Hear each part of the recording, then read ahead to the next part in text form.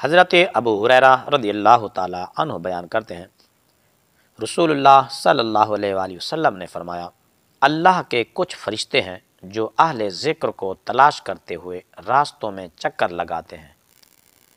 جب وہ کچھ لوگوں کو اللہ کا ذکر کرتے ہوئے پا لیتے ہیں تو وہ ایک دوسرے کو آواز دیتے ہیں کہ اپنے مقصد یعنی اہل ذکر کی طرف آؤ۔ آپ صلی اللہ علیہ وآلہ وسلم نے فرمایا، وہ اپنے پروں کے ذریعے انہیں گھیر لیتے ہیں اور آسمان دنیا تک پہنچ جاتے ہیں۔ آپ صلی اللہ علیہ وآلہ وسلم نے فرمایا، ان کا رب ان سے پوچھتا ہے، حالانکہ وہ انہیں بہتر جانتا ہے، میرے بندے کیا کہتے ہیں؟ فرمایا، وہ عرض کرتے ہیں، وہ تیری تسبیح، تکبیر اور تیری حمد و ثنا بیان کرتے ہیں۔ فرمایا، وہ فرماتا ہے، کیا انہوں نے مجھے دیکھا؟ وہ عرض کرتے ہیں، نہیں، اللہ کی قسم انہوں نے تجھے نہیں دیکھا۔ فرمایا، اللہ فرماتا ہے، اگر وہ مجھے دیکھ لیں تو پھر ان کی کیفیت کیسی ہو؟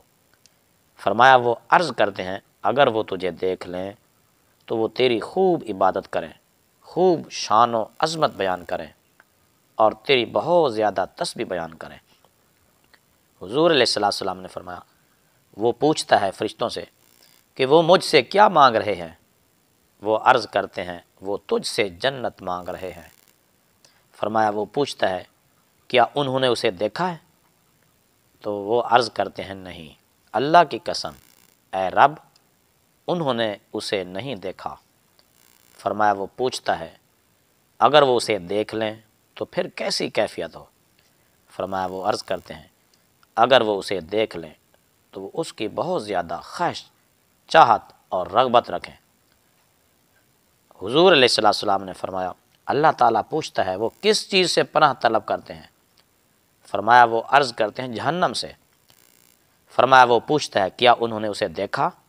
فرمایا، وہ عرض کرتے ہیں، نہیں، اللہ کی قسم اے رب انہوں نے اسے یعنی دوزخ کو نہیں دیکھا۔ فرمایا، وہ پوچھتا ہے، اگر وہ اسے دیکھ لیں تو پھر کیسی کیفیت ہو؟ فرمایا، وہ عرض کرتے ہیں، اگر وہ اسے دیکھ لیں تو وہ اس سے بہت دور بھاگیں اور اس سے بہت زیادہ ڈریں گے۔ آپ صلی اللہ علیہ وآلہ وسلم نے فرمایا، اللہ تعالیٰ فرماتا ہے، میں تمہیں گواہ بناتا ہوں کہ میں نے انہیں بخش دیا ہے۔ آپ صلی اللہ علیہ وآلہ وسلم نے فرمایا، ایک فرشتہ عرض کرتا ہے، ان میں فلاں شخص ایسا ہے جو کہ ان یعنی اہل ذکر میں سے نہیں، وہ تو کسی ضرورت کے تحت آیا تھا۔ فرمایا، وہ ایسے بیٹھنے والے ہیں کہ ان کا ہم نشیں محروم نہیں رہ سکتا۔